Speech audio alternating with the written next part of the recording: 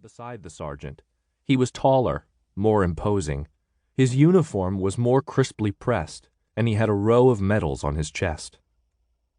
"I'll choose," he said imperiously.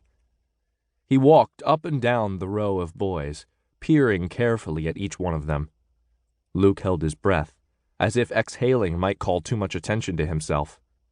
He didn't want to be reassigned. He liked working with the horses. They were safe. The stables were a good place to hide. I, for one, have had enough of hiding. Words a friend had spoken months ago echoed in his mind. Luke had not come to Population Police Headquarters looking for safety. Only a fool would want to hide there. Luke and his friends had had plans. They'd had dreams. But they hadn't realized how big the Population Police Headquarters were. How difficult it would be just to pass a message from one person to another. Luke couldn't be sure he and his friends had accomplished anything. Sometimes when he was brushing down a horse, he'd whisper into the horse's quivering ear, "Maybe I am just a worthless stable boy. Maybe that's okay." Luke had spent most of his 13 years around hogs, not horses, and any hog would have looked back at him with its piggy eyes as if to say, "So, you think I care?" But the horses looked at Luke as if they understood. One horse in particular had a way of sliding her nose under Luke's arm as if she were comforting him, as if she wanted to say, "I know you've been through a lot. I know you've been hurt and hungry.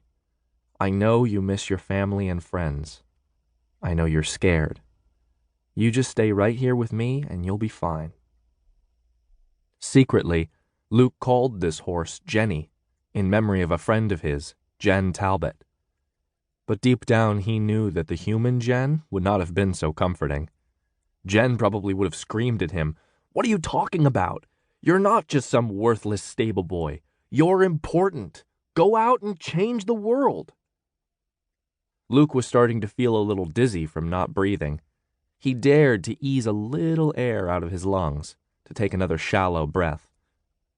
The man with the medals on his chest was taking his time, walking down the row of boys, staring into their eyes, reaching out to test their arm muscles.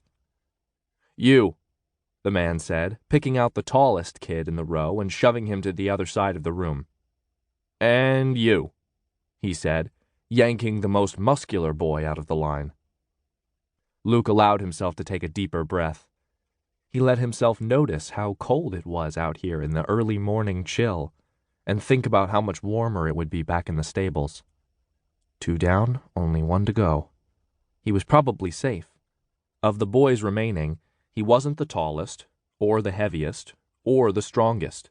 He was just a typical scrawny kid. The man narrowed his eyes, examining the boys left in the lineup. He grabbed one boy's head so he could stare into the boy's ears. He studied another boy's straw-colored hair. Luke half expected the man to reach into some boy's mouth to look at his teeth, the way the head groom did with the horses. "Good thing Mrs. Talbot managed to get the braces off my teeth," Luke thought. He had a flash of remembering a light-hearted moment in the midst of sorrow and fear.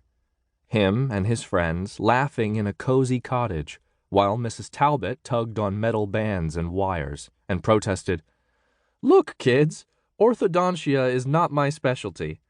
What do they put these things on with, cement?" In that moment, Luke hadn't cared that the braces endangered him, linking him to a suspect past. He hadn't even cared that all her tugging and scraping hurt. He'd just been happy to laugh with his friends. Now something caught in his throat, and he had to swallow hard to fight back his memories, to hold back his sense that he deserved to be, no, that he was more than a worthless, lonely stable boy. Maybe he made a little noise deep in his throat. The man with the medals on his chest snapped his head toward Luke, focused the gaze of his narrowed eyes squarely on Luke's face. The man gave Luke a cruel, thin-lipped smile. In horror, Luke watched the man slowly lift his arm, higher, higher, and higher, until it was aimed straight out from his body, the first finger extended.